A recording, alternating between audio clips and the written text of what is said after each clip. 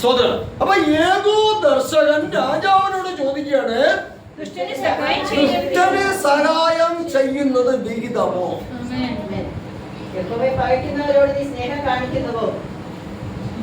ഇന്ന് പുതിയ നിയമ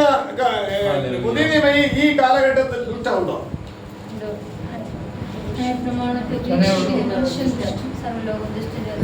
അയ്യോ, എല്ലാവരും ദൈവമക്കളല്ലേ, ദൈവമക്കള് എന്നോട് എത്ര പേര് ചോദിച്ചിട്ടുണ്ട്. നമ്മളെല്ലാം ദൈവമക്കളാണ്. നിരവധി ആൾക്കാരെന്നോട് പറയട്ടെ, എല്ലാം ഇന്നത്തെ മനുഷ്യന് ദൈവമക്കളാണ്. പാസ്റ്റർമാരെ പറയണ എങ്ങനെയാണ്?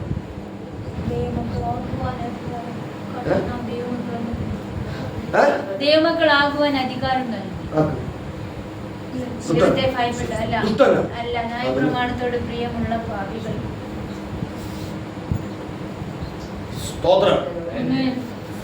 ദുഷ്ടനും ദുഷ്ടത്തേക്കും ദൈവമക്കളാകാൻ അദ്ദേഹം കൊടുത്തിട്ടില്ല.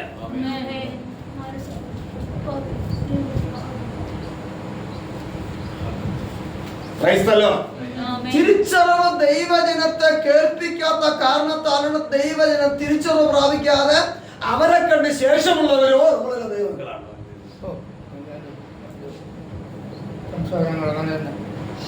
സ്തോത്രം.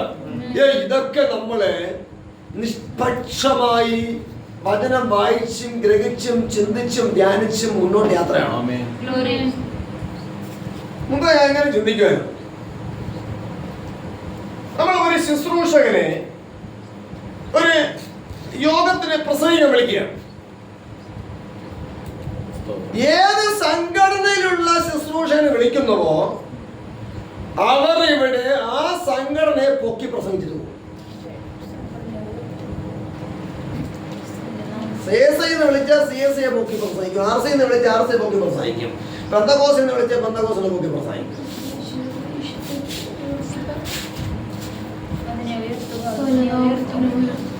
സ്തോത്രം. ഇതെല്ലാം പാതാള ഗോപുരമാണ്. ഇതെല്ലാം പാതാള ഗോപുരം. അവിടെ ആരെയാ പൊക്കി പ്രസംഗിക്കുന്നത്? പാതാള ഗോപുരത്തെ.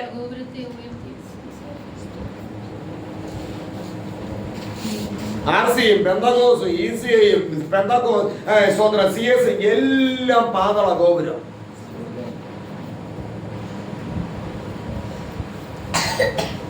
ഞാൻ എന്റെ സഭയെ പണി പാതാള ഗോപുരങ്ങൾ. എന്റെ സഭ ആരാണ്? ദൈവത്തിന്റെ സഭ. അവർ പാപത്തെ കുറിച്ച് ബോധമാണ്, തന്റെ തെറ്റുകളെ ഗ്രഹിക്കുന്നവരാണ്. ദർശകനും അല്ലെങ്കിൽ ദൈവജനത്തിന് ഒപ്പം നിൽക്കുന്നവരാണ്. അല്ലാത്തവരൊന്നും ദൈവസഭയാകില്ല, ക്രിസ്തുവിന്റെ ശരീരസ്ഥരാകില്ല, ക്രിസ്തുവിന് വേണ്ടി നിർമ്മല കന്യകയായിട്ട് വിവാഹം നിശ്ചയം ചെയ്യപ്പെട്ടവരാകില്ല. അപ്പോൾ അവിടെ പറയുന്നത് ദുഷ്ടന് സഹായം, ഒപ്പം ദുഷ്ടത്തിക്ക് സഹായം ചെയ്യുന്നത് വിഹിതമോ? അടുത്ത് ദൈവത്തെ യഹോവയെ പകയ്ക്കുന്നവരോട് നീ സ്നേഹം കാണിക്കുന്നുവോ? മക്കളോടാകട്ടെ, ഭാര്യയോടാകട്ടെ, ഭർത്താവിനോടാകട്ടെ, അമ്മയോടാകട്ടെ, അപ്പനോടാകട്ടെ, സഹോദരനോടാകട്ടെ, സഹോദരിയോടാകട്ടെ, അമ്മാവി അമ്മയോടാകട്ടെ, അമ്മായിയപ്പനോടാകട്ടെ, മരുമകനോടാകട്ടെ, മരുമകളോടാകട്ടെ, ചെറുമക്കളോടാകട്ടെ, അമ്മച്ചിയോടാകട്ടെ, അപ്പച്ചനോടാകട്ടെ,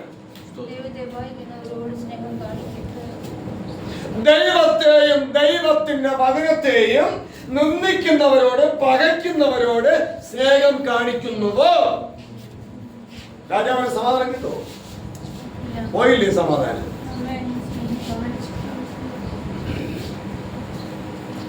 അടുത്ത് അതുകൊണ്ട് യഹോവയിൽ നിന്നുള്ള കോപം നിന്റെ മേൽ ജയിച്ചു വന്നെങ്കിൽ ശരിയല്ലേ രാജാവായി. പക്ഷെ ദൈവത്തിന്റെ കോപം നിന്റെ മേൽ വന്നിരിക്കും. കാരണം ഇതാണ്. ഏതാണ്? ഒന്ന്, ദുഷ്ടന് സഹായം ചെയ്യുന്നു, ദുഷ്ടത്തിക്ക് സഹായം ചെയ്യുന്നു. എന്നോട് അനേകര് പറയാറുണ്ട് കേട്ടോ, സഹായം ചെയ്യണം ചെയ്യണം ചെയ്യണം, എന്നാൽ അവരെ നേടാൻ പറ്റും. നീ ചെയ്യണം ചെയ്യണം, സഹായം ചെയ്യണം.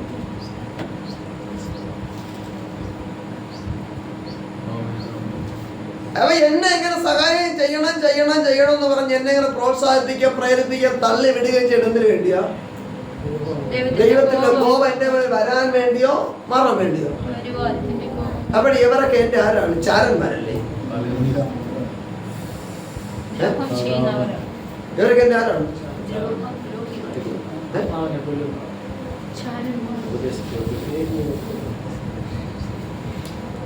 സ്തോത്രം.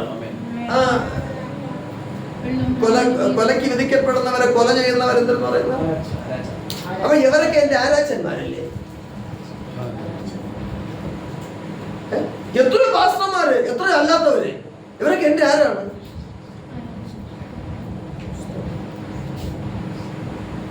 എന്നെ കൊല്ലുവാൻ വേണ്ടി പിശാച് അഭിഷേകം ചെയ്ത് ഇറക്കിയതല്ലേ അവരൊക്കെ? അവരൊക്കെ പ്രസംഗിക്കുന്ന ആര്? യേശു ക്രിസ്തുവിനെയാണോ? ആണോ?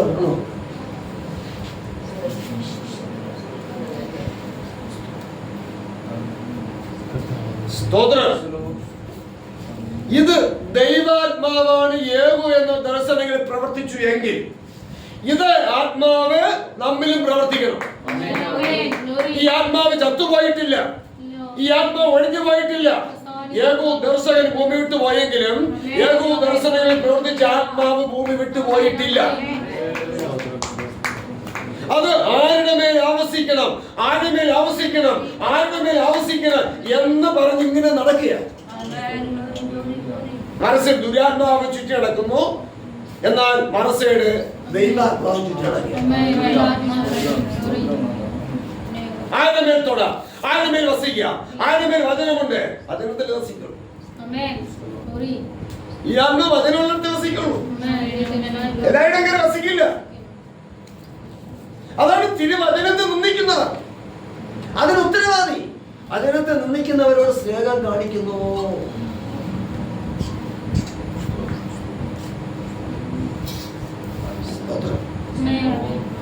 സ്തോത്രം. പിന്നെ വചനത്തെ നിന്ദിക്കുന്നവരുടെ സ്നേഹം കാണിക്കുന്നതിന് എങ്ങനെ അറിയാൻ പറ്റും? വചനത്തെ നിന്ദിക്കുന്നവരോട് സ്നേഹം കാണിക്കുന്നവർ വചനത്തെ നിന്ദിക്കും. വചനത്തെ നിന്ദിക്കാത്തവർക്ക്, വചനത്തെ മുറുകെ പിടിക്കുന്നവർക്ക് വചനത്തെ നിന്ദിക്കുന്നവരോട് ഇടപെടാം. എന്തിനാ? അവരെ നേടാൻ വേണ്ടി, അവരെ പഠിപ്പിക്കാൻ വേണ്ടി, അവരെ ദർശിപ്പിക്കാൻ വേണ്ടി, അവരെ ബോധം വരുത്താൻ വേണ്ടി. അല്ലാത്ത ഒരു നായ്ക്കൾക്കും അങ്ങനെയുള്ളവരോട് ഇടപെടാൻ അനുവാദമില്ല, വിലക്കാണ്.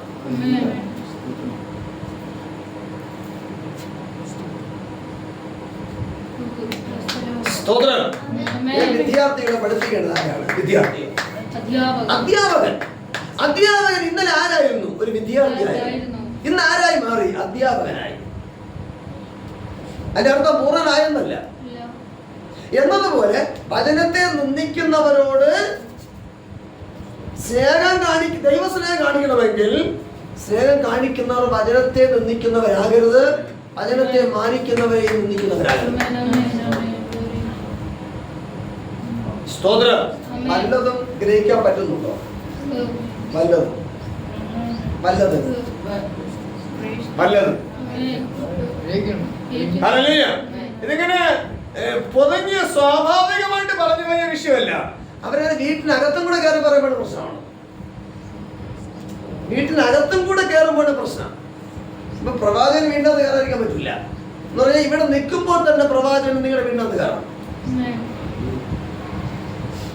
നിങ്ങളുടെ വീണ്ടകത്തില്ലേ വചനം നിന്ദിക്കുന്നവർ? അവരോട് എന്ത് ചെയ്യണം? വചനത്തെ നിന്ദിക്കുന്നവരോട് മാന്യത കാണിക്കുന്നവർ നിങ്ങളുടെ വീണ്ടകത്തില്ലേ? അവരോട് എന്ത് ചെയ്യണം? സഹായം ചെയ്യണം. സഹായം, വെള്ളം, ദാഹജലത്തിൽ ഒരു സഹായം, ആഹാരത്തിന്റെ ക്രമീകരണത്തിൽ ഒരു സഹായം, വസ്ത്രത്തിന്റെ ക്രമീകരണത്തിൽ ഒരു സഹായം, അവര് പാർക്കുന്ന വീട് വൃത്തിയാക്കുന്നതിൽ ഒരു സഹായം.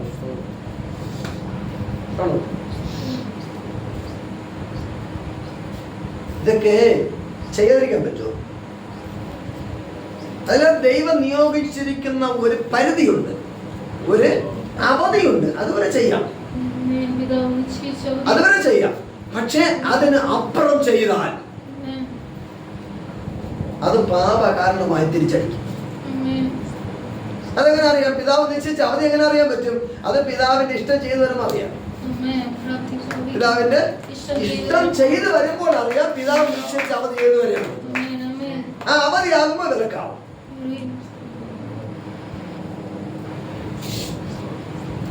ഇതൊക്കെ പെന്തക്കോസ്ത് അനുഭാവികൾ തിരിച്ചറിഞ്ഞില്ലെങ്കിൽ സ്വയം വഞ്ചകന്മാരായി വഞ്ചകിമാരായി വഞ്ചിക്കപ്പെടുകയാണ്. ആർക്കും രക്ഷ പ്രാപിക്കാൻ കഴിയില്ല. ദൈവത്തിന്റെ രക്ഷയ്ക്ക് ആർക്കും കൂട്ടവകാശം പ്രാപിക്കാൻ കഴിയില്ല. ഇതെല്ലാം ദൃഷ്ടാന്തമായിട്ട് എഴുതിയിരിക്കുകയാണ്. ഇതേ കാര്യം തന്നെ അപ്പോസ്തലന്മാർ എഴുതിയിട്ടുണ്ട്. അപ്പോസ്തലന്മാര് എഴുതിയിട്ടുണ്ട്. ഇത് പഴയ നിയമം തള്ളികളയുള്ളതല്ല. ഇതേ കാര്യം തന്നെ അപ്പോസ്തലന്മാർ രേഖപ്പെടുത്തിയിട്ടുണ്ട്.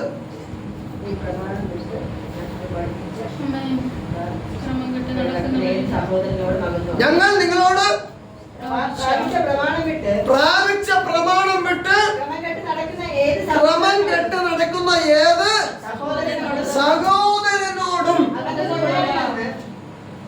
അതിൽ അപ്പൻ വരുമോ, അമ്മ വരുമോ, ഭാര്യ വരുമോ, ഭർത്താവ് വരുമോ, മക്കൾ വരുമോ, അതോ സഹോദരങ്ങൾ എന്ന് പറയുമ്പോൾ സഹോദരങ്ങൾ മാത്രം വരുമോ? ഇന്ത്യ എന്റെ രാജ്യമാണ്. ഇന്ത്യയിലുള്ള എല്ലാവരും എന്റെ ആരാണ്? അമ്മയപ്പനൊന്നല്ല. സ്വർഗരാജ്യം എന്റെ രാജ്യമാണ്. അങ്ങനെയാണെങ്കിൽ സ്വർഗരാജ്യത്തിൽ പ്രവേശിക്കാൻ ആഗ്രഹമുള്ളവരില്ലെന്ന് അമ്മയും അപ്പനൊന്നല്ല, സഹോദര സഹോദരന്മാരാണ്. അപ്പോൾ അതിൽപ്പെട്ട ആരെങ്കിലും ക്രമം കെട്ടുപോയാൽ അവരോടും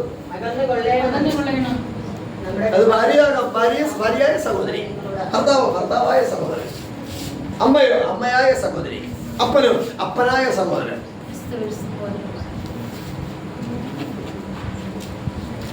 മക്കളോ മക്കളായ സഹോദരങ്ങൾ.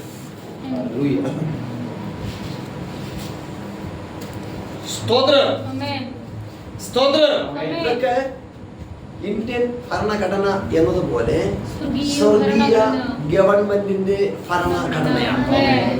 ഈ ഭരണഘടന എന്തെന്ന് മനസ്സിലാക്കുവാൻ മനസ്സ് കൊടുക്കുന്നവർക്ക് മനസ്സിലാക്കാം.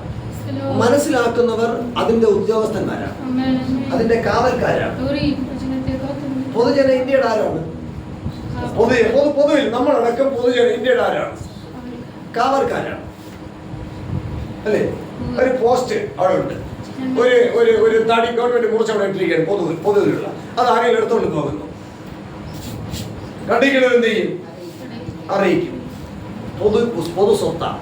അത് എല്ലാം ആർക്കും എടുത്തോണ്ട് പോകാൻ പറ്റില്ല. അവിടെ കിടന്ന് നശിച്ചു പോയാൽ ആർക്കും എടുത്തോണ്ട് പോകാൻ പറ്റില്ല.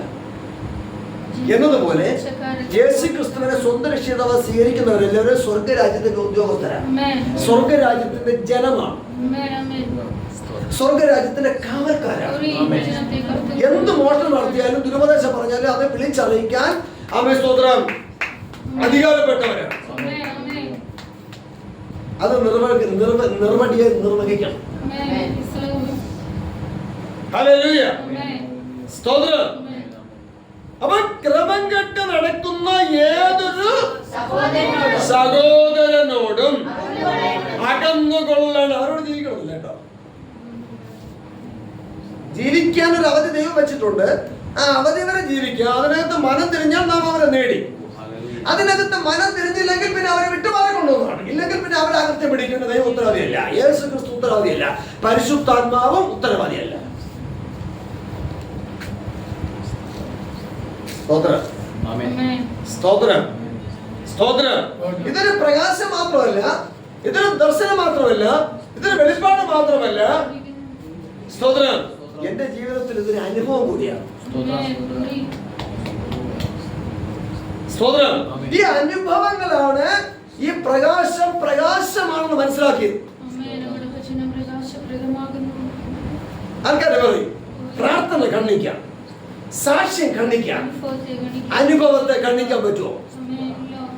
കണ്ണിക്കാൻ പറ്റുമെങ്കിൽ ശുശ്രൂഷകർ എന്ന് പറയുന്നവർ വരട്ടെ എന്റെ അനുഭവത്തെ കണ്ണിക്കാൻ.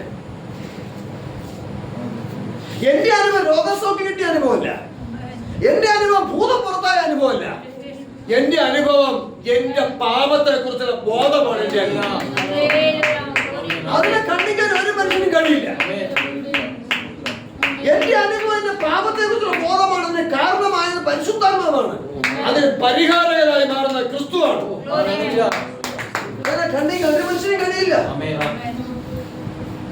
അല്ല, ഇതിന് അപ്പുറമായിട്ടൊരു ശുശ്രൂഷ ഉണ്ടെങ്കിൽ, ഇതിനേക്കാൾ മേന്മയേറിയ ശുശ്രൂഷ ഉണ്ടെങ്കിൽ അവർ വരട്ടെ. ലോകസൗഖ്യ ശുശ്രൂഷയിൽ ഇതിന് പുറത്ത് ഇന്ന് താഴെ കിടക്കുള്ളൂ. Amen. Wow.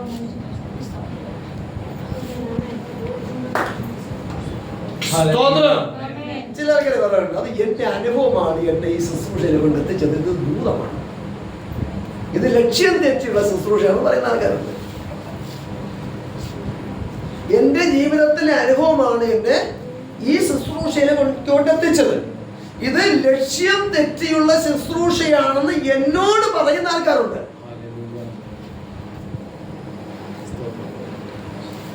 ഇത് ലക്ഷ്യം തെറ്റിയുള്ള ശുശ്രൂഷയാണെങ്കിൽ അപ്പോസ്തലന്മാര് ചെയ്തത് ലക്ഷ്യം തെറ്റിയുള്ള ശുശ്രൂഷയാണ്.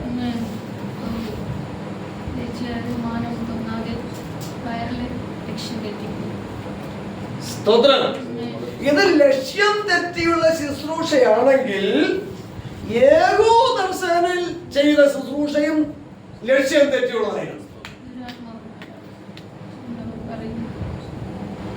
നമ്മൾ മനസ്സിലാക്കണം, മനുഷ്യനെ പ്രീതിപ്പെടുത്തിയുള്ള ശുശ്രൂഷയാണ് ലക്ഷ്യം തെറ്റിയുള്ള ശുശ്രൂഷ. എന്നാൽ ദൈവത്തെ പ്രസാദിപ്പിച്ചുകൊണ്ടുള്ള ശുശ്രൂഷ ലക്ഷ്യം തെറ്റിയ ശുശ്രൂഷയല്ല, ലക്ഷ്യത്തിലേക്കുള്ള ശുശ്രൂഷ. അതാണ് പഴയ നിയമത്തിലെ പ്രവാചകന്മാർ, ഭക്തന്മാർ, ഇങ്ങോട്ട് വരുമ്പോൾ അപ്പോസ്തലന്മാർ, ഇടയന്മാർ, ഉപദേഷ്ടാക്കന്മാർ, പിന്നെ സുവിശേഷകന്മാർ, അവിടെ വേണ്ടി വ്യാപരിച്ച ശുശ്രൂഷ. ലക്ഷ്യം തെറ്റിയ ശുശ്രൂഷ അല്ല. വചനം കേട്ടപ്പോൾ അവർക്ക് എന്തുകൊണ്ടായി? കുത്ത്. അപ്പോൾ പത്രോസ് അപ്പോസ്തലന്റെ ശുശ്രൂഷ ലക്ഷ്യം തെറ്റിയ ശുശ്രൂഷയോ ആണോ?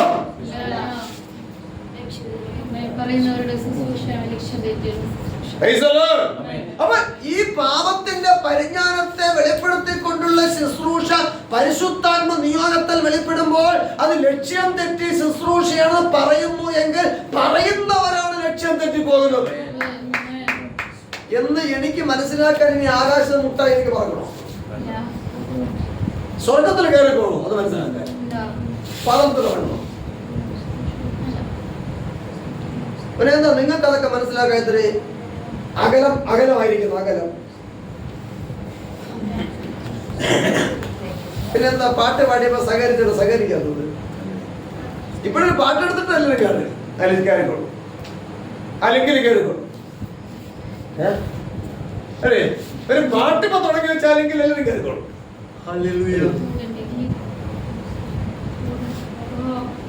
പക്ഷേ പ്രഭാതത്തിൽ 5 മണിക്ക് ഒരു സൂമി ടീം വെച്ച് ആരെങ്കിലും കയറാനില്ല. എന്ത് കാലത്ത്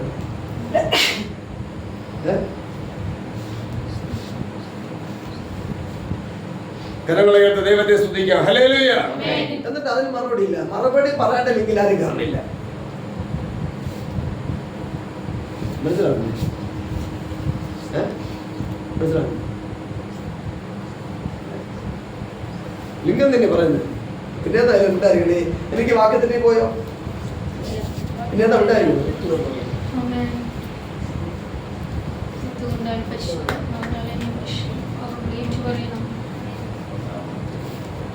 സ്തോത്രം. കരങ്ങളെ ഉയർത്തി ദൈവത്തെ സ്തുതിക്കാം. ഹല്ലേലൂയ. അപ്പോൾ ദൈവാത്മാവിന്റെ ശുശ്രൂഷ പാപത്തെ കുറിച്ച് ബോധം വരുത്തി പാപത്തിന്റെ പരിജ്ഞാനത്തെ കുറിച്ച് ജനത്തെ പഠിപ്പിക്കും. സ്തോത്രം. അപ്പോൾ ഏകോദർശനെ കുറിച്ച് അവിടെ പറയുന്നത്, ഏകോദർശകന്റെ ശുശ്രൂഷയിൽ വെളിപ്പെടുന്നത് യഹോവയെ ഭയക്കുന്നവരോട് നീ ദൈവത്തെ പകയ്ക്കുന്നവരോട് സ്നേഹം കാണിക്കുന്നുവോ? അതുകൊണ്ട് യഹോവയിൽ നിന്ന് കോപം നിന്റെ മേൽ വന്നിരിക്കുന്നു. യഹോവയുടെ കോപം, രാജാവേ നീ സമാധാനത്തോടെ വന്നെങ്കിൽ ശരിയാണ്, ദൈവത്തിന്റെ കോപം നിന്റെ മേലുണ്ട്. രാജാവോ നീ പ്രജയോ അതൊന്നും ദൈവത്തിന് വിഷയമല്ല. ഒരു ചിത ഒരുക്കിയിട്ടുണ്ട്, അത് രാജാക്കന്മാരും കൂടി ഉള്ളതാണ്, അത് ഈ രാജാവിനും കൂടെ ഉള്ളതാണ്. അത് യെശയ്യാവ് പ്രവചിച്ച് വെളിപ്പെടുത്തി. അത് ഈ രാജാവിന്റെ പേര് യഹോശാഫാത്ത് രാജാവിന് വേണ്ടി കൂടിയുള്ളതാ യെശയ്യാ പ്രവാചകൻ പ്രവചിച്ചത്. രാജകീയ പുരോഹിത വർഗമായി ക്രിസ്തുവിൽ മാറിയില്ലേ, അവര് പിന്മാറി പോയാൽ ആ രാജാക്കന്മാർ കൂടെയുള്ളതാണ്. അപ്പൊ നമ്മുടെ അതൊക്കെ എവിടെ ആവുമെന്ന് അവരൊരു ചിന്തിച്ചോളണം. പാട്ടും പാടി സൂചിച്ച് നടന്നാ പോരാ, ഉറങ്ങി സൂചിച്ച് നടന്നാ പോരാ, കുറെ പണം ഉണ്ടാക്കി സൂചിച്ച് നടന്നാ പോരാ, കുറെ പണം ഉണ്ടാക്കി ആരും അറിയാതെ സേവ ചെയ്യേണ്ട ആ തൊഴിലിൽ നടന്നാ പോരാ.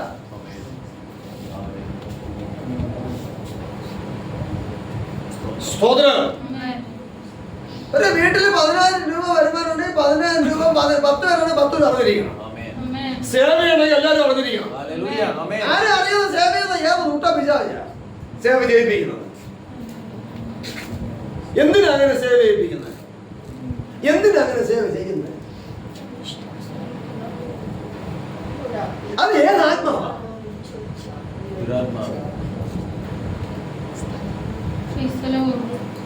മിച്ചമെടുക്കുന്നു, സേവ ചെയ്യുന്ന വേണ്ടെന്നല്ല, ചെയ്തോ.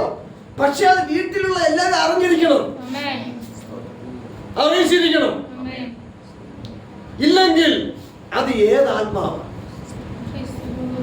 അങ്ങനെയുള്ളവർ പറയുന്ന അന്യഭാഷ ഏത് ആത്മാവാ? അങ്ങനെയുള്ളവർ കൈയടിച്ചാൽ അത് ഏത് ആത്മാവില്ല?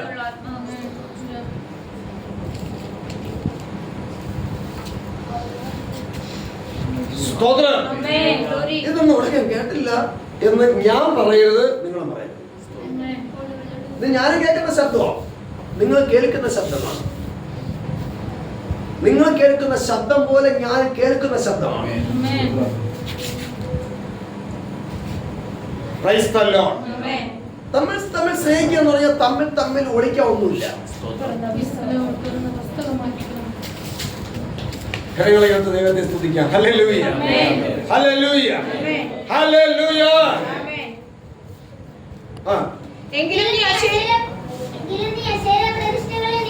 എങ്കിലും അപ്പോഴാദ്യം കുത്തേണ്ടടുത്ത് കുത്തി, കൊടുക്കേണ്ടടുത്ത് കൊടുത്തു, കൊള്ളേണ്ടടുത്ത് കൊണ്ടു. അടുത്ത് അത് തല ഛേദിച്ച് കളഞ്ഞില്ല. എന്തായാലും പ്രവാചകന്റെ തല ഛേദിച്ചില്ല, അദ്ദേഹം സൈലന്റ് ആയി. അതുകൊണ്ട് അടുത്ത പ്രശംസ വരികയാണ്. ഓർക്കണം, നമുക്ക് പ്രശംസ വേണോ സൈലന്റ് ആണോ? എവിടെ? പാപത്തെ കുറിച്ച് ബോധം വരുത്തുമ്പോൾ സൈലന്റ് ആണ്, പുറകിൽ പ്രശംസ വല്ല ഉണ്ടെങ്കിലേ ഉള്ളൂ, ഇല്ലെങ്കിൽ ഒന്നുമില്ല, എല്ലാം ക്യാൻസലായി പോകും. അങ്ങനെ ചെയ്ത നന്മകൾ കണക്കിടാതെ ക്യാൻസലായി പോയ അനേകരെ എനിക്കറിയാം. എനിക്ക് ക്യാൻസലായി പോയെന്ന് എനിക്കറിയാം. അത് അഹങ്കാരം കൊണ്ട് അറിയാമെന്ന് പറയുന്നതല്ല, അനുഭവം കൊണ്ട് പറയാം. സ്തോത്രം. അടുത്ത് എങ്കിലും നീ അശേര പ്രതിഷ്ഠകളെ നീക്കിക്കളയുകയും ദൈവത്തെ അന്വേഷിക്കുവാൻ മനസ്സ് വയ്ക്കുകയും ചെയ്തതുകൊണ്ട് ദൈവത്തെ എന്നുള്ളവർക്ക് അതുമില്ല. കാരണം കണ്ടെത്തി എന്ന് പറഞ്ഞ് നടക്കണവരാ. ആദ്യം പറഞ്ഞ കുറ്റമുണ്ട്, നിലവിലുണ്ട്, ഇന്നുള്ളവർക്കുണ്ട്. രണ്ടാമെന്ന് പറഞ്ഞ നന്മ ഇന്നുള്ളവർക്കില്ല. ആ നന്മ തിന്മയായിട്ടാണ് ഇന്നുള്ളവർക്ക് ഇരിക്കുന്നത്. കാരണം അശേര പ്രതിഷ്ഠകൾ ഇടിക്കില്ല, ദൈവഗീതമല്ലാത്തതിനെ ഇടിക്കൂല. ഇടിച്ച ഭാര്യ പണങ്ങി പോകും. ദേഹത്തിൽ ഇടിക്കുന്ന ആരും, ശരീരത്തിൽ ഇടിക്കുന്ന ആരുമല്ല അശേര പ്രതിഷ്ഠയെ. ഇടിച്ചാൽ ഭാര്യ പണങ്ങി പോകും, ഇടിച്ചാൽ ഭർത്താവ് പണങ്ങി പോകും, ഇടിച്ചാൽ മക്കൾ പണങ്ങി പോകും, ഇടിക്കാൻ നോക്കിയാൽ അമ്മയപ്പന്മാർ പണങ്ങി പോകും. അമ്മയപ്പന്മാർ തമ്മിൽ രണ്ടാവും. അതിന്റെ ആ ഒരു പേടിയിൽ ആരും ഇടിക്കില്ല. അപ്പോഴാ നന്മ പറയില്ല. പിന്നെ ദൈവത്തെ കണ്ടെത്തി എന്നുള്ള അഭിമാനം, ദൈവം കൂടെ ഉണ്ടെന്നുള്ള അഭിമാനം. ഇപ്പൊ നന്മ എന്ന് പറയാൻ ഒന്നുമില്ല.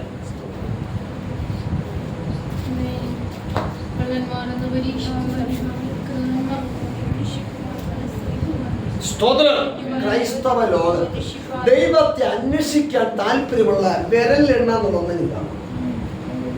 10 100 കാണും.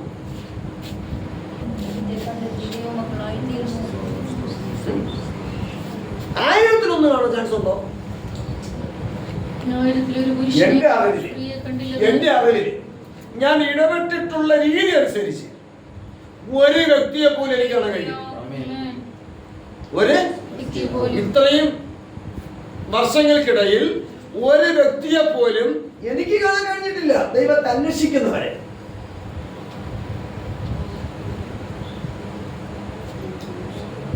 പിന്നെ ദൈവവചന കേട്ട് കേട്ട് കേട്ട് കേട്ട് ഒരു അല്പമൊക്കെ മാറ്റം വന്നാലുണ്ടെന്നേ ഉള്ളൂ. Praise the Lord. അല്ലാതെ വ്യക്തിപരമായിട്ട് ഒരു വ്യക്തിയെ പോലും ഇത്രയും വർഷത്തിനിടയിൽ എന്റെ ദൃഷ്ടിയിൽപ്പെട്ടിട്ടില്ല, എന്റെ ശ്രദ്ധയിൽപ്പെട്ടിട്ടില്ല. എല്ലാവരും ദൈവത്തെ കണ്ടെത്തി. ദൈവം കൂടെയുണ്ട്, ദൈവം നടത്തുന്നു, ദൈവം പരിപാലിക്കുന്നു, ദൈവം സഹായിക്കുന്നു, ദൈവം എന്റെ ഇടയനാണ്. ആമേൻ, സ്തോത്രം. സ്വയ അഭിമാനികൾ മാത്രമേ ശേഷിക്കുന്നുള്ളൂ. സ്തോത്രം. സ്വയ അഭിമാനി ആകരുത്. ആയാലോ അത് പാപത്തിന്റെ ശക്തിയാണ്. രക്ഷിക്കപ്പെട്ടെന്ന് പറയാൻ പറ്റുമോ? അപ്പൊ ഇവിടെയെല്ലാം നമ്മൾ ശ്രദ്ധിക്കണം, ശ്രദ്ധ കേന്ദ്രീകരിക്കണം. വഞ്ചിക്കും, നമ്മെ ചതിക്കും, പാപത്തിന്റെ ചതി നമ്മെ പിടിക്കും. സ്തോത്രം. അതുകൊണ്ട് യെശയ്യാ പ്രവാചകൻ പറയുന്നത്, ദൈവാത്മാവ് പറയുന്നത്, അദ്ദേഹത്തോട് പറഞ്ഞ് പറയിപ്പിക്കുന്നത്, ഉറക്കെ വിളിക്കുക, അടങ്ങിയിരിക്കുന്ന കാഹളം പോലെ നിന്റെ ശബ്ദത്തെ ഉയർത്തുക. ചിലർക്ക് പറയേണ്ടത് പാപത്തെ കുറിച്ച് അത് ആ വ്യക്തിയെ തോള് കയ്യൊക്കെ ഇട്ട് രഹസ്യമായിട്ട് കൊണ്ടുപോയിട്ടാണ്.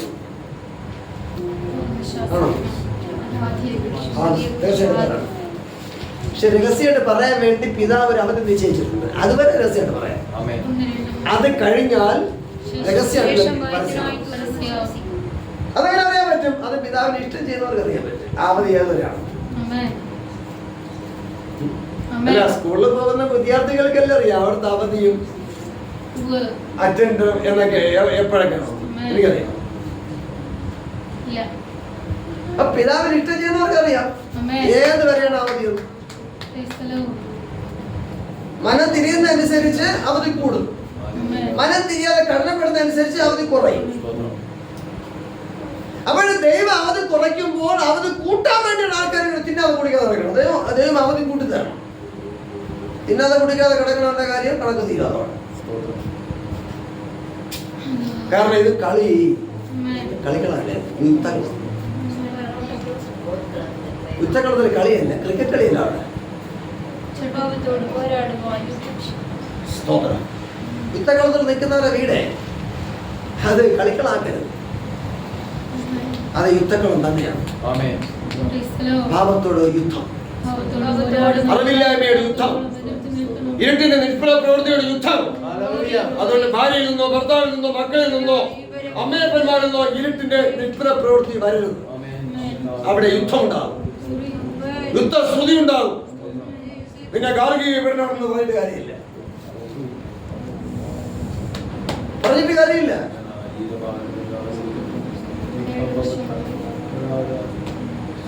സ്തോത്രം.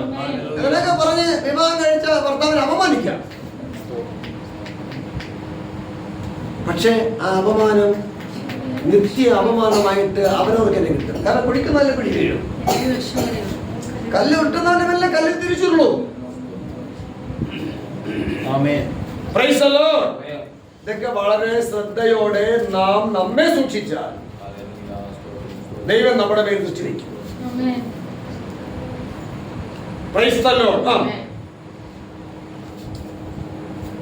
യാക്കോബ് ഗൃഹത്തിന് അവരുടെ പാപങ്ങളെയും അറിയിക്കുക. എങ്കിലും അവർ എന്നെ ദിനംപ്രതി മതി. സ്തോത്രം. അറിയിക്കുക. അപ്പോ സകരിയ പ്രവചനം 13-ാം അധ്യായം വായിക്കുമ്പോൾ, അന്നാളിൽ ദാവീദ് ഗ്രഹത്തിനും യെരൂശലേം നിവാസികൾക്കും പാപത്തിന്റെയും മാലിന്യത്തിന്റെയും പരിഹാരത്തിനായി ഒരു ഉറവ തുറക്കപ്പെടും. ആ ഉറവയാണ് നമ്മുടെ കർത്താവ് യേശു. നാം ജാതികളായിരുന്നാൽ നമുക്ക് ഉറവയില്ല. ജാതികളായിരിക്കുന്ന നാം യഹൂദാഗ്രഹത്തോടും യെരൂശലേം നിവാസികളോടും ചേർന്നു.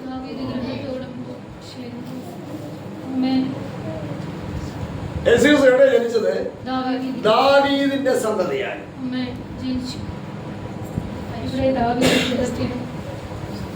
പിന്നെ എവിടെ ജനിച്ചത്? എവിടെ ജനിച്ചത്? അതെവിടെ?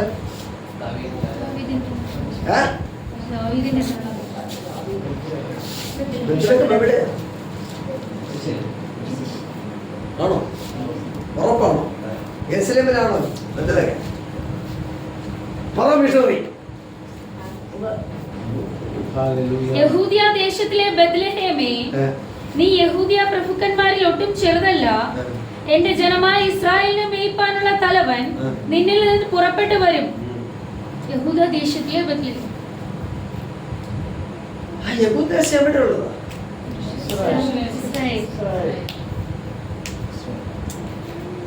യെരുശലേമാണോ? അതുകൊണ്ടല്ലേ സകലം പ്രവചിച്ചത്.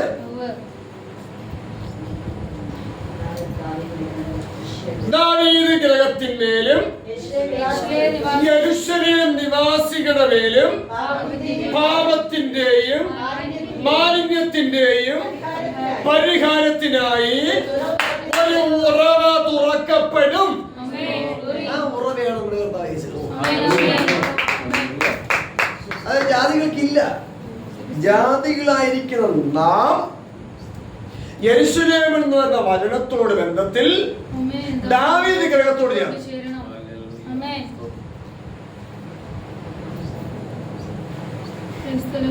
ഇത് യാമാമാര് പറയും, യാമാമാര് തത്വജ്ഞാനികൾ പറയും, അത് ദാവീദ് ഗൃഹത്തിന് ഇസ്രായേലിന് വേണ്ടിയുള്ള പ്രവചനമാണ്. നമുക്ക് അങ്ങനെയൊന്നുമില്ല. നമുക്ക് യേശുവിന് നേരിട്ട് ഇറങ്ങി വന്നിങ്ങനെ എടുത്തോണ്ട് പോകും ഉടലോടെ. നമുക്കൊരു വ്യക്തി സ്വാതന്ത്ര്യമുണ്ട്. അത് നമ്മൾ ജീവിച്ചാൽ മതി. ഭാര്യ ഭാര്യയുടെ വഴിക്ക്, ഭർത്താവ് ഭർത്താവിന്റെ വഴിക്ക്, മക്കളുടെ വഴിക്ക്. നമുക്ക് വ്യക്തി സ്വാതന്ത്ര്യമുണ്ട്. നമ്മൾ അങ്ങനെ ജീവിച്ചാൽ മതി. ആരും ആരെയും നിയന്ത്രിക്കണ്ട. എല്ലാവരെയും പരിശുദ്ധാത്മാവെന്ന് നിയന്ത്രിക്കും. ഇന്നത്തെ നീചന്മാരുടെ പ്രസംഗം, പഠിപ്പീര്, ടീച്ചിങ്,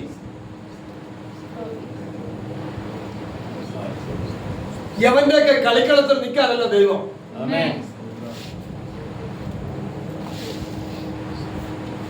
യവനെയൊക്കെ ദൈവത്തിന്റെ യുദ്ധകളത്തിൽ നിർത്താനാണ് വിളിച്ചത്. യവനൊക്കെ ദൈവത്തെ കളിപ്പിക്കുന്നവരും ദൈവം യവനെയൊക്കെ കളി പഠിപ്പിക്കും.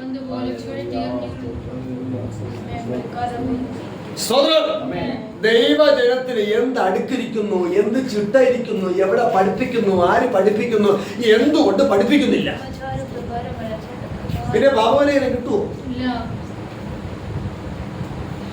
ഈ ഉറവ് വഴിയാ വരുന്നത് ക്രിസ്തുവിന്റെ ഉപദേശം. ഈ ഉറവ് അംഗീകരിക്കാത്തവർക്ക് ക്രിസ്തുവിന്റെ ഉപദേശം കിട്ടുമോ? കിട്ടാത്തവർക്ക് നിലനിൽക്കാൻ പറ്റുമോ? നിലനിൽക്കാത്തവർക്ക് ക്രിസ്തു ഉണ്ടോ? അതിൽ നിലനിൽക്കാത്തവർക്ക് പിതാവുണ്ടോ? പരിശുദ്ധാത്മ ഉണ്ടോ? പിന്നെ അന്യഭാഷ എവിടെ തോന്നുന്നു? ഇവർക്കൊക്കെ അന്യാഗ്നിയിൽ നിന്ന് ഇറങ്ങിയത് അന്യഭാഷ. അന്യാഗ്നിയിൽ നിന്ന് വെളിപ്പെട്ട ഒന്ന് അന്യഭാഷ ഇവർക്കൊക്കെ ഉള്ളത്. ആ അന്യഭാഷയിൽ നമ്മൾ ജീവിക്കരുത്. സ്തോത്രം, സ്തോത്രം. അപ്പൊ യെരൂശലേം നിവാസികൾക്കും ദാവീദ് ഗൃഹത്തിനും പാപത്തിന്റെയും മാലിന്യത്തിന്റെയും പരിഹാരത്തിനായി തുറക്കപ്പെടുന്ന ഉറവ, അതായിരിക്കണം നമ്മുടെ ലക്ഷ്യം. അതായിരിക്കണം നമ്മുടെ ജീവിതം. അതിനായിരിക്കണം നമ്മൾ ഐകമത്യപ്പെടാനുള്ളത്. അതിനായിരിക്കണം നമ്മൾ യോഗ്യരായി മാറേണ്ടത്. യോഗ്യരായി മാറിയെന്നല്ല, യോഗ്യരായി മാറേണ്ടത്. അല്ലാതെ ആരും ദൈവമക്കളും അല്ല. ഇവിടെ വചനത്തിന്റെ പ്രകാശം നോക്കിയ ദൈവ ജനം പോലും ആയിട്ടില്ല. എന്നിട്ടാണ് കർത്താവിൽ നിദ്ര പ്രാപിച്ചു. കർത്താവിൽ നിദ്ര പ്രാപിച്ചു. പ്രിയം വെച്ചെടുത്ത് പോയി. നിത്യതയിൽ ചേർക്കപ്പെട്ടു. പ്രത്യാശ തുറമുഖത്തിൽ പോയി.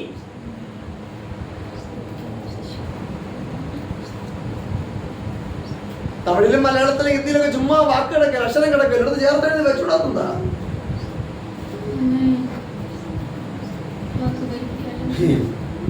ജീവിച്ചത് ദൈവവിരോധിയായി. ലേബിൽ ദൈവസ്നേഹി എന്ന, പക്ഷെ ജീവിച്ചതോ ദൈവവിരോധിയായി. ദൈവവിരോധികൾക്ക് കഞ്ഞി വെച്ചു കൊടുത്താണ് ജീവിച്ചത്.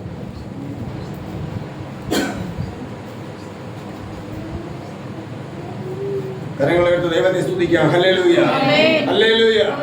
ഓർക്കണം, നിസ്സാരമെന്ന് വിചാരിക്കരുത്. തന്റെ തെറ്റുകളെ ഗ്രഹിച്ചേ പറ്റത്തുള്ളൂ. ആമേൻ, ആമേൻ. ഓരോ ദിവസവും തിരുവെഴുത്തുകളിൽ കൂടെ തന്റെ തെറ്റുകളെ എത്രത്തോളം ഗ്രഹിക്കുമോ അത്രത്തോളം പരിശുദ്ധാത്മാവ് നമ്മിൽ പ്രവർത്തിക്കുന്നത് മനസ്സിലായി. തെറ്റ് ഗ്രഹിക്കാത്തടത്തോളം പരിശുദ്ധാത്മാവ് നമ്മിൽ പ്രവർത്തിക്കുന്നില്ല എന്ന് മനസ്സിലായി. ഈ തെറ്റ് ഗ്രഹിക്കാത്തവരുടെ മേൽ, തന്റെ തെറ്റ് ഗ്രഹിക്കാത്തവരുടെ മേൽ അന്യഭാഷയുടെ വാക്ക് വന്നാൽ ഉപേക്ഷിക്കണം. അത് ദുരാത്മാവാണ്. തന്റെ തെറ്റ് ഗ്രഹിക്കാത്തവർക്ക് കൈയടിക്കാൻ പോലും അനുവാദമില്ല. തന്റെ തെറ്റ് ഗ്രഹിക്കാൻ മനസ്സില്ലാത്തവർക്ക് ബൈബിൾ വായിക്കാൻ ആഗ്രഹമില്ല. ഞാൻ എത്ര പേർക്ക് വിലക്കിയിട്ടുണ്ട്, വായിക്കരുത്. എന്താ പറയുക? എന്റെ അഹങ്കാരം കൊണ്ടാണോ?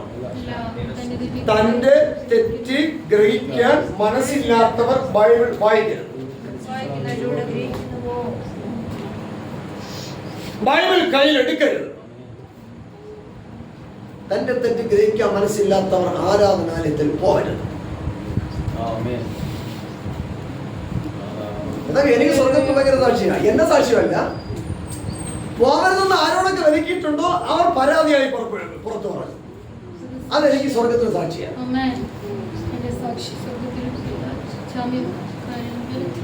ഈ ബ്രദറിനോട് ഞാൻ പറയാണ്, തന്റെ തെറ്റ് ഗ്രഹിക്കാൻ മനസ്സില്ലെങ്കിൽ ബൈബിൾ കയ്യിലെടുക്കരുത്, വായിക്കരുത്, കൂട്ടായ്മയ്ക്ക് പോകരുത്. അപ്പോൾ ഈ ബ്രദർ സങ്കടം കൊണ്ട് എല്ലാവരോടും പറയാണ്, എന്നെ ഇന്ന ഉപദേഷ്ടാവ് ഇങ്ങനെ പറഞ്ഞു. എനിക്ക് സ്വർഗത്തിന് സാക്ഷിയാണ്.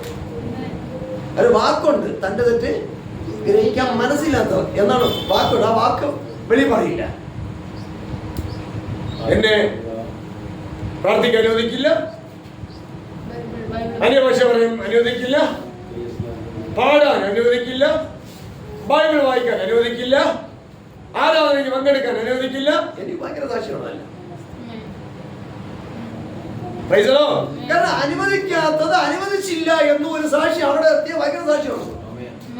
കാരണം ദൈവം അനുവദിക്കാത്തതിന് അനുവദിച്ചില്ല എന്ന് തന്നെ പറയണം. സ്തോത്രം. അവർ വിചാരിക്കുന്നറിയോ? ഈ പറഞ്ഞവരെ വിചാരിക്കുന്നത് എന്നെ എത്ര അപമാനിക്കാന്നാണ്. ലോകത്തിൽ അപമാനമായിരിക്കാം, പക്ഷെ സ്വർഗത്തിൽ അതിന്റെ അനന്തരഫലമായിട്ടാണ് വീണ്ടും സ്തോത്രം മറഞ്ഞിരിക്കുന്ന തെറ്റുകൾ വെളിപ്പെട്ട് വരുന്നത്. അതുകൊണ്ടാണ്. പക്ഷേ ഇത് പറഞ്ഞ് പരസ്യപ്പെടുത്തുന്നവരുടെ അന്തം എന്റെ കണ്ണിൽ കാണാൻ കഴിയുന്നുണ്ട്. അത് എന്റെ കഴിവുകൊണ്ടല്ല, ദൈവത്തിന്റെ വിധി അങ്ങനെ ആയിരുന്നു. അതുകൊണ്ട് സങ്കടമുണ്ട്. അവിടെ അന്തം, അവർ വഴിവഴി നിൽക്കുന്നവരെ, അവർ പാതാളത്തിന്റെ ആടാണ്.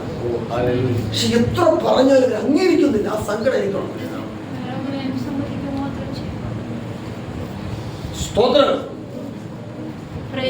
ഒരു സൈഡ് എനിക്ക് സ്വർഗത്തിൽ പ്രതിഫലമാണെങ്കിലും മറു സൈഡ് അവിടെ അന്തം. ദൈവം വിധിച്ചിരിക്കുന്നത് എങ്ങനെ മനസ്സിലാവുന്നു? നീതിയുള്ള ദൈവത്തിലെ നീതിയുടെ വിധികളെ പഠിക്കാൻ ശ്രദ്ധ കൊടുക്കുന്നുണ്ട്. മനസ്സിലാവില്ല. ഞാനത് പഠിച്ചില്ലെങ്കിൽ എന്റെ ഗതി അതാ. ഞാനത് ഗ്രഹിച്ചില്ലെങ്കിൽ പോയാ ആരെങ്കിലും കയറില്ലേ? സ്തോത്രം. ഇനി ആരൊക്കെ എതിർത്താലും ഏതൊക്കെ മോശമായി എന്നെ ചിത്രീകരിച്ചാലും എനിക്കത് മനസ്സിലാക്കാതിരിക്കാൻ കഴിയില്ല. കാരണം എന്റെ ഭാവി ജീവിതമാണ്. എന്റെ ഭാവി ജീവിതത്തെ ശല്യപ്പെടുത്താൻ ആര് വന്നാലും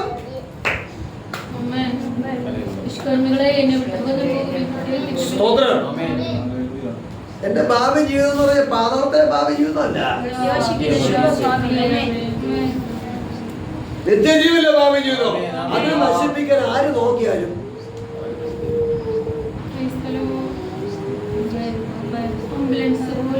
സ്തോത്രം. അതാണ് അവിടെ വായിച്ചത്. നിങ്ങൾ കടക്കുന്നില്ല, കടക്കുന്നവരെ സമ്മതിക്കുന്നില്ല. കാരണം പരിജ്ഞാനത്തിന് താക്കോൽ എടുത്തു കളഞ്ഞു. ഇവിടെ ഇരിക്കുന്നവരിലും ആരും പരിജ്ഞാനത്തിന്റെ താക്കോൽ എടുത്ത് കളയരുത്. എടുക്കണം, സൂക്ഷിക്കണം. താക്കോലാണ്, സ്വർഗം തുറക്കുന്ന താക്കോലാണ്. പാതാളത്തിൽ ഇറക്കേണ്ടവരെ ഇറക്കുവാൻ വേണ്ടിയുള്ള താക്കോലാണ്.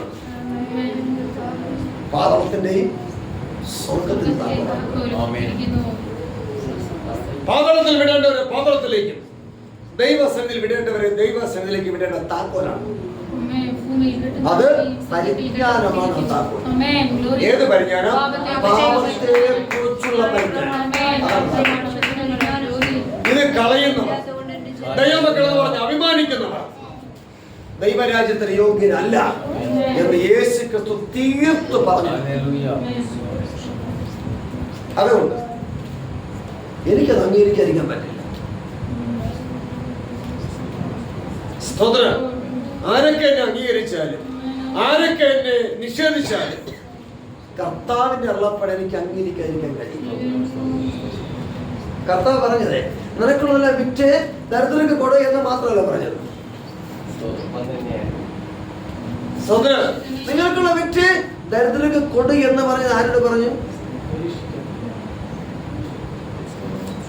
മത്തായിയോട് പറഞ്ഞു, ലൂക്കോസിനോട് പറഞ്ഞു, മർക്കോസിനോട് പറഞ്ഞു, യോഹന്നാനോട് പറഞ്ഞു, യാക്കോബിനോട് പറഞ്ഞു. എന്താ യേശു ക്രിസ്തുവിനെ പരീക്ഷിക്കാൻ വന്നവരോടാണ് പറഞ്ഞത്. നമ്മൾ കർത്താവിനെ പരീക്ഷിക്കാനാണ് ഇറങ്ങിയെങ്കിൽ 5 സെന്റ് ഉണ്ടെങ്കിൽ വിറ്റ് കൊടുക്കണം. ആ കൊടുക്കണം, ദരിദ്രന് കൊടുക്കണം. ഏത് ദരിദ്രന്? ആത്മീയ ദരിദ്രൻ, ആത്മാവിൽ ദരിദ്രരായവർക്ക്. വീണ്ടും പറഞ്ഞാൽ നമ്മെ ഉപദേശം പഠിപ്പിക്കുന്നു. അത് പരീക്ഷിക്കാൻ വരുന്നവർക്കുള്ള വിധിയാണ്, രക്ഷിക്കപ്പെടാൻ വരുന്നവർക്കുള്ള വിധി അതല്ല. വചനം കേട്ട് പഠിക്കാൻ വരുന്നവർക്കുള്ള വിധി അതല്ല, പരീക്ഷിക്കാൻ വരുന്നവർക്കുള്ള വിധിയാണ്. എന്നവരോട് എന്നോട് ഭയങ്കര സംഭവമില്ലേ നിനക്കുള്ള വിധി? എനിക്കോ എല്ലാം വെച്ച് തരത്തിലെക്കൂട് ഞാൻ കൊടുക്കാം. ഞാൻ കർത്താവിനെ പരീക്ഷിക്കാൻ അറിയാണല്ല എങ്കിൽ ഞാൻ അത് ചെയ്തേ പറ്റൂ. സ്തോത്രം. എന്നാൽ കഴിയുന്നത് കടമപ്പെട്ടത് ഞാൻ കൊടുക്കണം. അത് ആർക്ക് കൊടുക്കണം?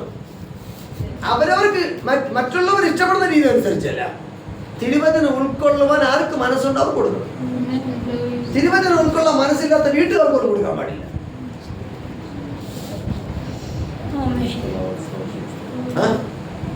അതാ ദൈവത്തിന്റെ ചട്ടം.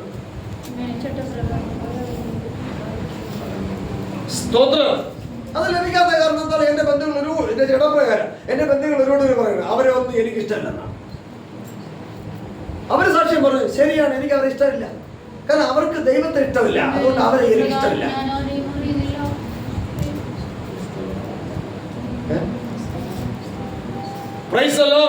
നാളെ നിങ്ങൾ ഇങ്ങനെ ആയാൽ ഇതൊരു കുഴപ്പമില്ലായിരുന്നു. ഇന്ന സ്ഥലത്തുനിന്ന് ഇന്ന ഒരുത്തൈ സാക്ഷ്യമില്ലാത്ത ഒരുത്തൈ ഇങ്ങനത്തെ വന്ന് കൂട്ടായ്മ ക്രമീകരിച്ച് കൂട്ടായ്മ പ്രസംഗിച്ച് അവിടെ പോയി ഇപ്പം അവർ പറയാൻ ഇപ്പം കണ്ടാൽ വേണ്ടിയില്ല, സ്നേഹമില്ല, മൂത്തം. യഥാർത്ഥത്തിൽ മൂത്തമൊക്കെ അവരായിരിക്കും. ഇയാളെ കണ്ടോണ്ട് അവൻ തിരിഞ്ഞു പോകും. സുശേഷം പറയണമെന്ന്. പക്ഷെ നാളെ പറയണമെന്ന് ഇയാൾ അങ്ങോട്ട് നോക്കില്ലെന്നാണ്. എന്നെ കുറിച്ച് അങ്ങനെ പറഞ്ഞു. ഞാൻ എന്നെ നോക്കും. എന്റെ ഭാവി കാലത്ത് ഓർത്ത് അവരെ നോക്കി പുഞ്ചിരി എഴുതും. ഇയാൾ പുഞ്ചിരിക്കാറുണ്ടോ? ആരെങ്കിലും പുഞ്ചിരിക്കാറുണ്ടോ? ഭാവി കാലം ഓർത്ത് പുഞ്ചിരിയുണ്ട്. ഇയാളുടെ ഭാവി കാലം ഓർക്കാതെ ആരോട് പുഞ്ചിരിയിടരുത്. ഇയാളുടെ ഭാവി കാലം ഓർത്തിട്ട് ആണ് പുഞ്ചിരി കൊടുക്കാൻ. ഇല്ലെങ്കിൽ നിങ്ങൾ ഇയാളെ പുഞ്ചിരി കൊണ്ട് അവരെ പുറകിൽ നിങ്ങൾ അവരെ വശീകരിച്ചു പോകും. ശലമോ കഴിയുന്നത് ഭാവികൾ ഓർത്ത് പുഞ്ചിരി കൊടുത്താൽ അവരെ കണ്ട് പുഞ്ചിരിച്ചാൽ നമ്മുടെ ഹൃദയത്തെ അവർ വശീകരിച്ചൊന്നും പോകില്ല. കാരണം ബന്ധം വേറെ ഇരിക്കുക. മരേതിന്റെ ഹൃദയം അവിടെ തിരിക്കുന്നിടത്ത് തീയുള്ളൂ. ആർക്കും വശീകരിക്കാൻ പറ്റില്ല. സ്വന്തം ഭാര്യയ്ക്കും സ്വന്തം ഭർത്താവിനും വശീകരിക്കാൻ പറ്റില്ല. ഇത് വേറെ എന്തെങ്കിലും കാണും. സ്വന്തം ഭാര്യ സ്വന്തം ഭർത്താവാണല്ലോ ചാരന്മാര്. സ്തോത്രം. അവർക്ക് പോലും വശീകരിക്കാൻ പറ്റാത്ത വിധത്തിൽ ഹൃദയം ഒരിക്കലും വേറെ സ്റ്റിയറിംഗ് വേറെ ഇരിക്കുക. നമ്മുടെ സ്റ്റിയറിംഗ് നമ്മുടെ കയ്യിലാകരുത്. നമ്മുടെ സ്റ്റിയറിംഗ് പരിശുദ്ധാത്മാവായി. പരിശുദ്ധാത്മ നിയന്ത്രിക്കുന്നിടത്ത് മാത്രമേ നാം നിയന്ത്രിക്കപ്പെടാതെ തിരിയാവൂ. ഇല്ലാത്തടത്ത് തിരിയരുത്. അതുകൊണ്ട് ആരെ കണ്ടാൽ നമ്മൾ പുഞ്ചിരിക്കണം എന്ന് പറയുന്നില്ല. കാണേണ്ടവരെ കണ്ടാൽ പുഞ്ചിരിക്കണം. പക്ഷേ ആ വികാരം ഓർക്കണം. ഓർത്തിട്ടോട് പുഞ്ചിരിക്കണം. ഇനി ചിരി എന്ന് പറയുന്നത് വേദപുസ്തകത്തിൽ ചിരി എന്ന് പറയുന്നത് വേദപുസ്തകത്തിൽ നിയമമല്ല. അത് മനുഷ്യതലത്തിൽ നിയമമാണ്. പക്ഷെ ദൈവതലത്തിൽ നിയമമല്ല. പുഞ്ചിരി നിയമമാണ്, വേണം. പക്ഷെ ചിരി പുഞ്ചിരി വേറെ ചിരി വേറെ. നമ്മുടെ ചിരിയെ പഠിച്ചിട്ടുണ്ട്. ചിരിയാണ് സന്തോഷം എന്ന് പഠിച്ചിരിക്കുകയാണ്. നമ്മളെ പഠിപ്പിച്ചാണ്. നമ്മളെ പഠിച്ചത് മറന്നു. പഠിച്ചത് മറക്കില്ല, പക്ഷെ ഉപേക്ഷിക്കാം. മറന്നില്ലെങ്കിലും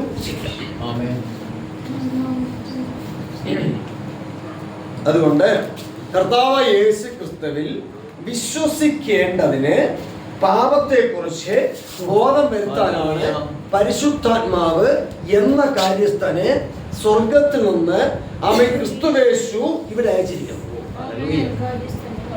അതിനോട് നമ്മൾ ആദരവ് കാണിക്കണം. ആദരവ് കാണിക്കണമെങ്കിൽ അതിന്റെ കാരണമില്ല. അല്ല, നമ്മുടെ വീട് സൂക്ഷിക്കാനല്ല പരിശുദ്ധാത്മ വന്നത്. നമ്മുടെ ദേഹ ശരീരത്തെ സൂക്ഷിക്കാനല്ല പരിശുദ്ധാത്മ വന്നത്. നമ്മുടെ ഗൂഢ മനുഷ്യന് ബോധം തരാം. ഗൂഢ മനുഷ്യനെ സംരക്ഷിക്കാനാണ് പരിശുദ്ധാത്മ വന്നത്. അത് കൃത്യമായിട്ട് ചെയ്തിരിക്കും. പക്ഷെ നമ്മൾ തിരിച്ചറിവില്ലെങ്കിൽ അത് ചെയ്യില്ല. തിരിച്ചറിവ് നമുക്കുണ്ടായിരിക്കണം. അതിന് യോഗ്യമായ വിധത്തിൽ മുന്നേറുവാൻ ദൈവാത്മാവിൽ നമുക്ക് എല്ലാവരും ശരണപ്പെടേണ്ടത്, തമ്മിൽ പ്രബോധിപ്പിക്കേണ്ടത് ഏറ്റവും അത്യാവശ്യമാണ്. സ്വതന്ത്രം ദൈവരാജ്യത്തിന് യോഗ്യമായ വിധത്തിൽ വചനം വായിക്കുക, ചിന്തിക്കുക, ധ്യാനിക്കുക, പ്രാർത്ഥിക്കുക. അതിനായി നമുക്ക് എല്ലാവർക്കും സമർപ്പിക്കാം. എഴുന്നേൽക്കാം, പ്രാർത്ഥിക്കാം. ലോകത്തിൻ ബാലത കോമളത നമ്മെ എതിരേറ്റാൽ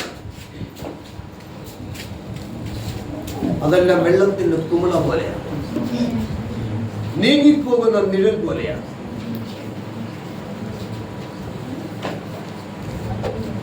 കാറ്റത്ത് പറക്കുന്ന കരിയില പോലെയാണ്. അതിന് തുല്യമായി നമ്മെ കാണുന്നു. നമ്മുടെ ഗൂഢ മനുഷ്യന് ദൈവം നിയോഗിച്ചിരിക്കുന്ന വില സർവ ലോകത്തിനേക്കാളും വിലയാണ്. സർവ ലോകത്തിനേക്കാളും വിലയാണ്. ആ വില നമ്മൾ മറന്ന് ദൈവത്തെ നിന്ദിക്കുന്നവരോട്, ദൈവവചനത്തെ നിന്ദിക്കുന്നവരോട് കൂറ് കാണിച്ച് സ്വയം നശിക്കുന്നു. കൂറ് കാണിക്കാൻ പിതാവ് നിശ്ചയിച്ചിരിക്കുന്ന അവധി വരെ ഉണ്ട്. അതിനകത്ത് നിർത്തണം. അതിന് തക്കവണ്ണം പ്രകാശം നമ്മൾ പ്രാപിക്കണം. എന്നാലും അവിടെ നിർത്താൻ പറ്റും. ഇല്ലെങ്കിൽ അതിന് കിടക്കുക. അതിന് കടന്നു പോയാൽ പിതാവിന്റെ ഇഷ്ടം നമ്മെ വിട്ടുമാറും. ഈ ലോകത്തിന്റെ പിശാച് എന്ന പിതാവിന്റെ ഇഷ്ടം ആ സ്ഥാനത്ത് നമ്മിൽ വരും. നമ്മൾ അറിയില്ല. കാഴ്ചപ്പാടുള്ളവർക്ക് അറിയാൻ പറ്റും, എല്ലാവർക്കും അറിയാൻ കഴിയില്ല. ഇതിന്റെ അറിവുകൾ, വിവേക ബുദ്ധി ജീവിതത്തിൽ വളർച്ചയെടുക്കുക, പ്രാപിച്ചെടുക്കുക നമുക്കെല്ലാവർക്കും സമർപ്പിച്ചു പ്രാർത്ഥിക്കാം. ഭൂലോകത്തിന് അങ്ങ് അറ്റം വരെ പോയാൽ പരിജ്ഞാനം പഠിക്കാൻ പറ്റില്ല. എന്നാൽ നാം ഇരിക്കുന്ന ഇടത്ത്, നാം വസിക്കുന്ന ഇടത്ത് ദൈവാത്മാവ് വന്ന് നമ്മെ പഠിപ്പിക്കും. ദൈവാത്മാവ് വരുന്നു. ഒരു കാറ്റ് വരും പോലെ വന്ന് പഠിപ്പിച്ചിട്ട് പോകണമല്ല. ദൈവാത്മാവ് വസിക്കുന്നവനിൽ വന്ന് നമ്മെ പഠിപ്പിക്കും. അവിടെ എന്റെ നാമത്തിൽ വരുന്നവൻ, കർത്തൃനാമത്തിൽ വരുന്നവൻ അനുഗ്രഹിക്കപ്പെട്ടവൻ എന്ന് പറയുന്നിടത്തോളം നിങ്ങൾക്ക് എന്നെ കാണാൻ കഴിയില്ല എന്ന് യേശുക്രിസ്തു മുദ്രാവാക്യം പറഞ്ഞത് വാക്യം തന്നെയാണ്. സ്വന്തം നാമത്തിൽ വരുന്നവരെ നിങ്ങൾ അംഗീകരിക്കും, എന്റെ നാമത്തിൽ വരുന്നവരെ നിങ്ങൾ തുച്ഛീകരിക്കും. കർത്താവിന്റെ നാമത്തിൽ എന്റെ അനുഭവത്തിൽ ഞാൻ ചിലർ അയച്ചിട്ടുണ്ട്. അവരെ ആ വീട്ടുകാർ നിർമ്മിച്ചിട്ടുണ്ട്. ആ വീട്ടില് പോകുന്നവർക്ക് പോലും ഈ കൂട്ടായ്മയിൽ വരാൻ അനുവാദമില്ല എന്ന് വ്യക്തിപരമായിട്ട് ഞാനല്ല പറയുന്നത്. സ്വർഗത്തിലെ നിയമമാണ്, സ്വർഗത്തിലെ അജണ്ടയാണ്.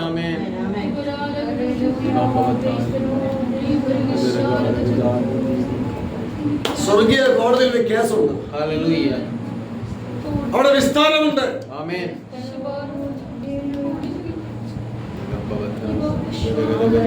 സ്വർഗരാജ്യം എന്ന് പറയുന്നത് കടൽപ്പുറത്തെ മണല് പോലെയല്ല, ദൈവത്തിന്റെ വാസസ്ഥലം. അവിടേക്ക് നമ്മൾ പ്രവേശിക്കണമെങ്കിൽ അവിടുത്തെ നിയമങ്ങൾ നമ്മൾ അറിയണം. അവിടുത്തെ പൗരന്മാരാകണമെങ്കിൽ അവിടുത്തെ നിയമം നമ്മൾ അറിയണം. അവിടുത്തെ സ്വർഗത്തിൽ നിന്ന് പറഞ്ഞ് ആടി നടന്ന പോലെ ആ നിയമ വ്യവസ്ഥകൾക്ക് നമ്മൾ അടിമയാകണം. എങ്കിൽ ഈ ലോക പാപത്തിൽ നിന്ന് നമ്മൾ സ്വതന്ത്രരാണ്. അതിനായി നമുക്ക് എല്ലാവർക്കും അവരവരിൽ പ്രകാശിക്കുന്ന പ്രകാശനത്വത്തോളം എല്ലാവർക്കും ഭയങ്കര തോന്നി പ്രാർത്ഥിക്കും. അത് തമ്മിൽ തമ്മിൽ എല്ലാവർക്കും പ്രകാശമായി മാറും. അത് അത്ഭുതമായി, അടയാളമായി, വീര്യപ്രവൃത്തിയായി മാറും. സാത്താന്റെ പ്രവൃത്തികളെ അഴിയാനത് കാരണമാകണം. ഇരുട്ടിന്റെ പ്രവൃത്തികൾ ശാസിക്കപ്പെടുവാൻ അത് കാരണമായി മാറും. അതിനായി നമുക്ക് എല്ലാവർക്കും സംബന്ധിച്ചു